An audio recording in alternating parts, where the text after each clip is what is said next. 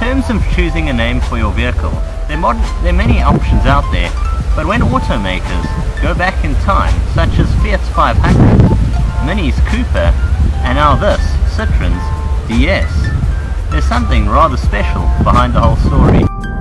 When automakers go back in time a little bit and pick up some old naming conventions, they've got to be rather confident about what they're bringing to market. And that's certainly the case with the latest generation, DS. A couple of years ago, you got big names on the market. The DS was one of them. Originally announced at the 1955 Paris Auto Show, they got 12,000 orders in the first day. People were so cramming around to get that car that it was an absolute smash hit, and I always have been a massive fan of it. It introduced a ton of revolutionary features that even by compact car standards today would be impressive, such as hydro-pneumatic suspension and swiveling headlamps that follow your wheels as you go around the bends. It was actually so successful that when the French president had a shootout at his vehicle using the old DS, he was able to get away on just 3 wheels. With cars like Fiat's 500 making a recent comeback, I think it's pretty fitting that Citroen came along and reintroduced the DS brand. DS being the French word known as déesse, déesse meaning goddess. DS branding is evident throughout the DNA of this car. Take a look at this key, for instance. Even this is a piece of jewelry. It's complete automotive artwork. DS badge on both the boot lid and on the bonnet, which is there to match the look of a jewel. It feels like walking into an expensive French boutique this. And that's continued onto the inside.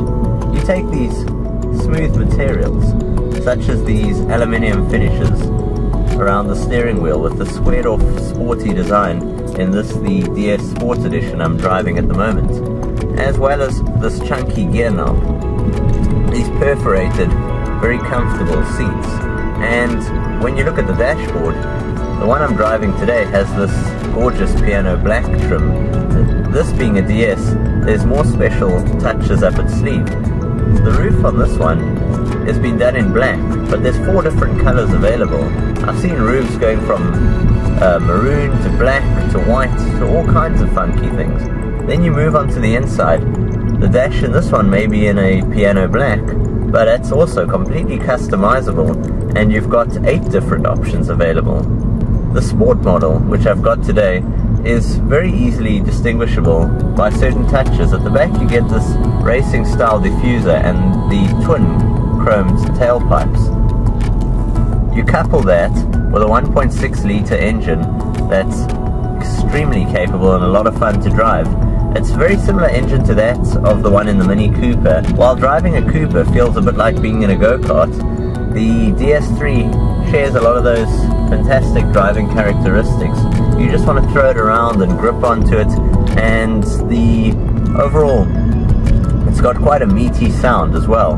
This 1.6 litre engine sounds fantastic too. Looking ahead of you, you get these gauges, which again, in keeping with the rest of the car, done extremely tastefully. To me, it looks more like a kind of a fancy clock here, like a mantle clock, more than a central driving gauge. And you greet it first with your rev counter on the left, then you get your central clock style speedometer in the center, and then on the right hand side you've got your fuel level as well as your trip computer settings and all your electronic readouts.